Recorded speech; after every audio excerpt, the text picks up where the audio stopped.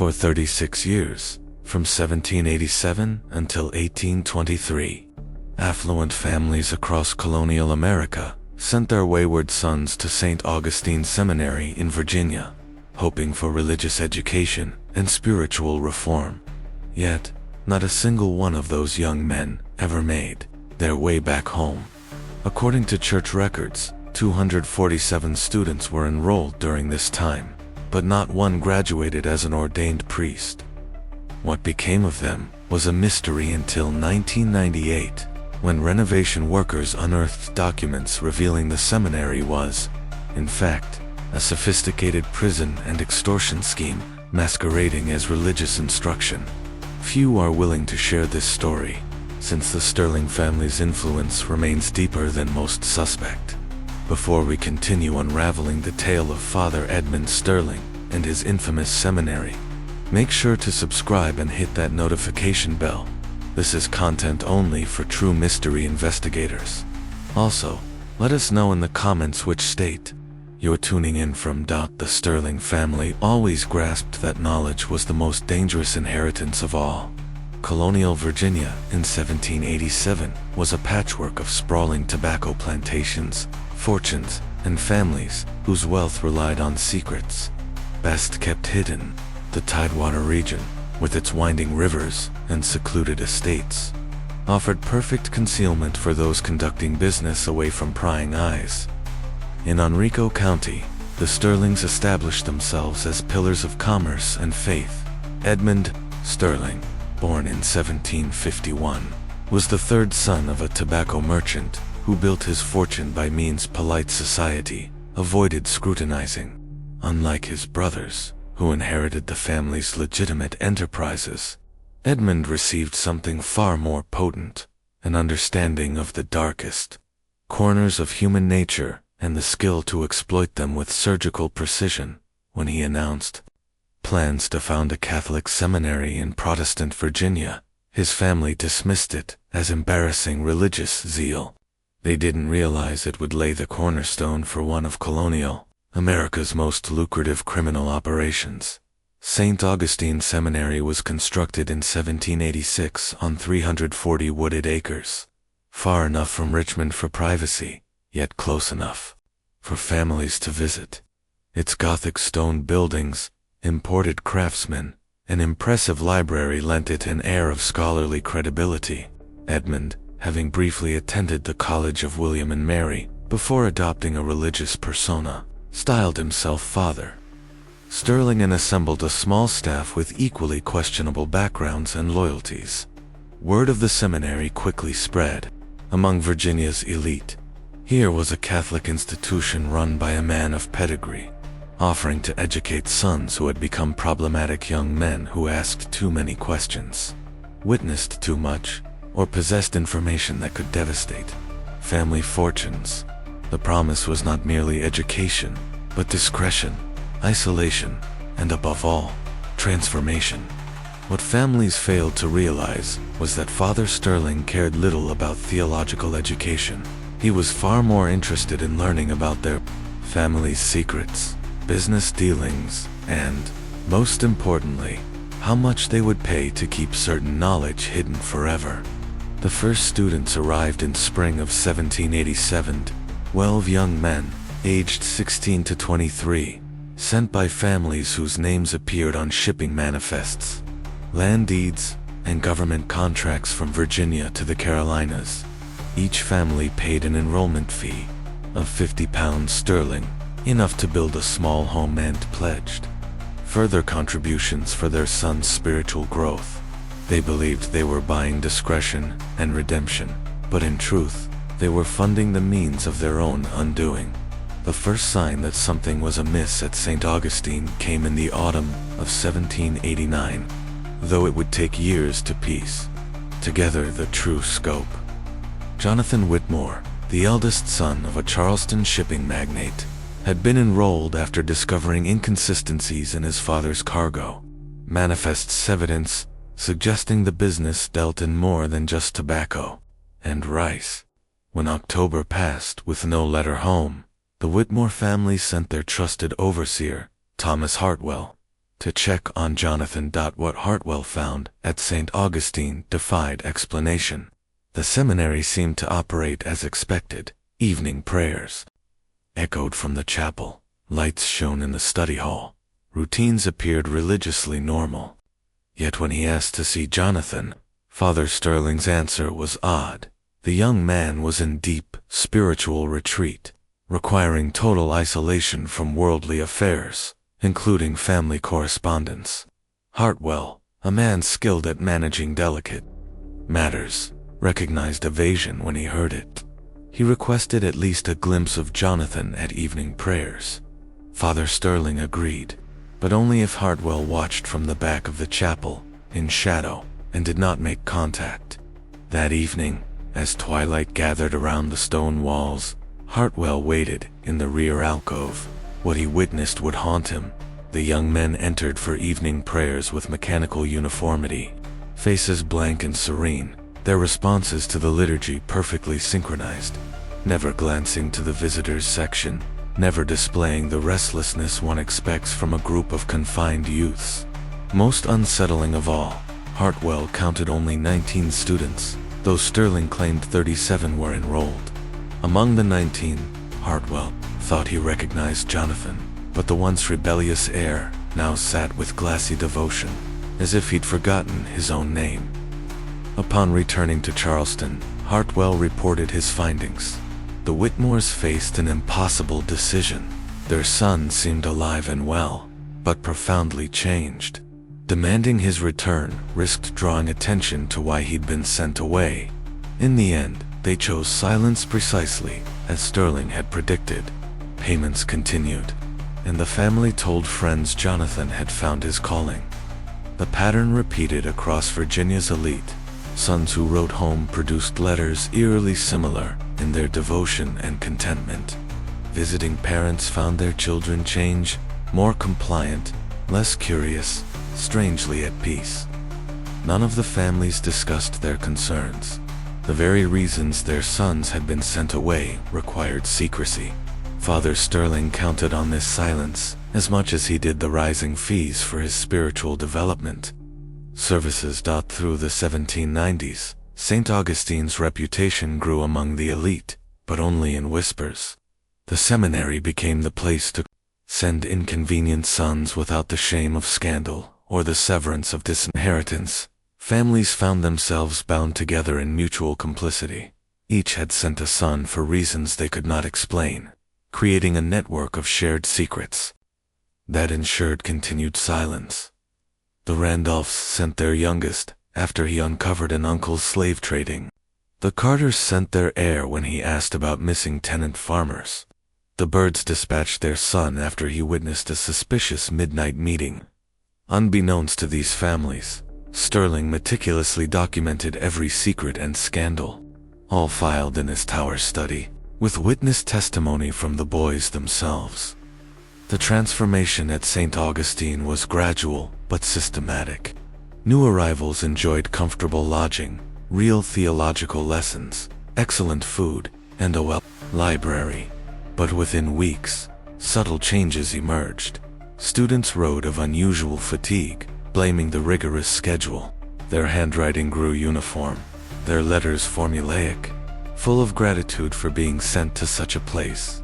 They did not know their evening wine was laced with measured doses of laudanum and other opiates, inducing dependency and docility without obvious signs. Combined with isolation and constant reminders of their family's disappointment, these drugs rendered the young men increasingly compliant and unable to think for themselves. By 1793, Sterling had perfected his methods, predicting how long it would take to break a new arrival and remold him into the submissive figure families wanted to see during rare visits, usually between 4 and 8 months. But his real skill was not in controlling students, but their families. As years passed, fees began to rise. What started as £50 a year ballooned into hundreds, then thousands, justified by advanced spiritual programs. Families ended up paying not only for their son's education, but for silence about secrets revealed in counseling, if a parent protested. Sterling would subtly remind them of what their son had confessed about family business, or history always phrasing it delicately: continue supporting your son's spiritual journey, or risk your family's darkest secrets becoming public. Most families paid by winter, 1798, 11 years after founding. Sterling's scheme had evolved into what he called the Virginia Arrangement, a web of blackmail controlling nearly 24 powerful families. Students who stayed several years were moved from main dorms to private basement quarters for supposed advanced contemplation. These limestone rooms, secure yet comfortable, kept students imprisoned but concealed that fact.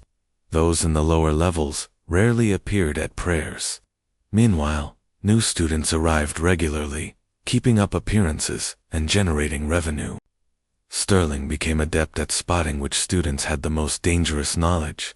Those with the most to hide were kept in spiritual retreat permanently. The case of Charles Randolph, enrolled in 1796, demonstrated Sterling's evolving methods. Charles had discovered his father's tobacco business laundered illegal slave trade profits. At first, he wrote home complaining about discipline and homesickness. Over time, his letters became supportive of family business, even approving the slave trade he'd condemned. When his brother Thomas Jefferson Randolph visited in 1799, he found Charles transformed, articulate about the family business, no longer troubled by moral qualms. But Thomas noticed Charles's pupils stayed dilated, his hands shook, and he failed to recognize the name of their childhood dog. These observations spurred Thomas to investigate St. Augustine as a junior partner in the family shipping business. Thomas had access to commercial records, correspondence, and broad business contacts, as well as a habit of meticulous record-keeping. Over months, he traced financial ties between the seminary and 24 prominent families, noting tuition had escalated beyond any plausible costs, and many families paid for specialized services never explained. Shipping records showed the seminary stocked unusual quantities of medical and construction supplies more suited for a prison than a school. Most alarming, Thomas tracked the fates of students supposedly graduated or departed. Of 247 enrollees, fewer than 24 were documented as returning home or beginning careers. The majority had vanished from public record after enrollment. Thomas realized his brother might not be merely indoctrinated, but in real danger. By spring 1799, Thomas learned he wasn't the only one asking questions. Other families had quietly commissioned investigations, all reporting similar findings. But delving into Sterling's affairs risked exposing the secrets that had driven families to send their sons away. The key breakthrough came when Thomas connected with Martha Henley, widow of a Williamsburg physician who'd died under suspicious circumstances in 1797. Dr. Henley discreetly treated patients with conditions the wealthy didn't want explained. His records included multiple visits to St. Augustine. Father Sterling, he noted, had asked for medical advice on long-term opiate administration to young men, specifically how to induce dependency without physical deterioration. Dr. Henley's notes documented multiple visits where he examined students suffering from chronic drug administration, though presented as spiritual malaise. In his final entries, he called the Sterling Arrangement a fundamental violation of both medical ethics and human dignity. Martha revealed Dr. Henley had planned to report Sterling before his sudden death, which she suspected was tied to his growing objections. Together, Thomas and Martha devised a strategy. Thomas would use his shipping business to trigger an accidental discovery by colonial authorities, and Martha would provide the medical evidence needed to prosecute Sterling. But as they finalized plans, they made a horrifying discovery. In a hidden compartment of Dr. Henley's medical bag, Martha found documents showing the seminary was methodically eliminating students too resistant or knowledgeable. The documents included anatomical drawings, notes on staged accidents, and a list of 23 names matching death certificates issued over 11 years. Worse still was a second list of 12 pending resolution, including Charles Randolph. Realizing Charles was slated for execution, Thomas and Martha put their plan into motion. On the night of May 17, 1799, they approached the seminary, desperate to save the students before Sterling could act. What they found in the basement would haunt them forever. Not only holding cells, but a fully equipped medical facility where Dr. Henley had been forced to assist with spiritual interventions. The pharmaceutical supplies traced by Thomas were used not just to control students, but to stage convincing deaths.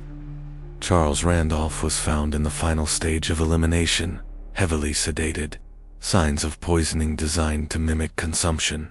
According to charts, he was scheduled to die within a week, his death to be reported as due to spiritual exhaustion. But Charles wasn't the worst discovery. In Sterling's private study, Thomas and Martha found records spanning the entire Virginia arrangement, documentation of extortion, manipulation of business deals, political appointments, and legal proceedings, and proof that Sterling sold secrets to British agents, making St. Augustine a hub of espionage against American interests. The fees paid by families were supplemented by British intelligence, who sought compromising information on colonial leaders. Sterling's correspondence revealed the seminary's true purpose: just profit, but destabilization of colonial society by controlling the elite. The imprisoned students, then, were casualties in the larger imperial struggle. Their attempt to evacuate the students revealed Sterling's preparedness. The staff, seemingly just religious instructors, were armed guards. The building, a fortress. The confrontation that followed exposed Sterling not as fanatic or common criminal, but as a skilled intelligence operative who had built a powerful espionage network within colonial America. Sterling told Thomas, exposing the operation would destroy every family documented, including his own. Charles, with detailed knowledge of shipping and finance, was a threat not just to his family, but to dozens more. The choice, Sterling asserted, was simple: allow us to complete our arrangements, and your secrets stay safe. Or interfere, and see every prominent family in Virginia ruined. But Thomas had prepared for this. The only way to destroy the seminary was to expose the very corruption it was built to protect. Working with Martha and a handful of colonial officials, Thomas orchestrated a plan. The families would confess their own crimes to undermine Sterling's leverage and destroy the British advantage.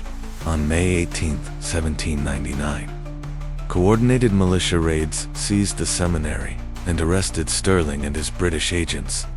Simultaneously, Thomas and 17 other families publicly confessed their illegal dealings, corruption, and social violations. The fallout shattered Virginia's social order. Long dominant families faced prosecution, ruin, and disgrace. The Randolphs' confession led to the largest criminal probe in colonial history, uncovering systematic violations by dozens of families. By exposing themselves, the families removed Sterling's leverage and broke the British intelligence hold. The confessions were managed to reveal criminal acts while protecting sensitive military and political details. Charles Randolph and 18 others were rescued from the basement. Though recovery was long and difficult, many suffered permanent damage from drug exposure and psychological trauma.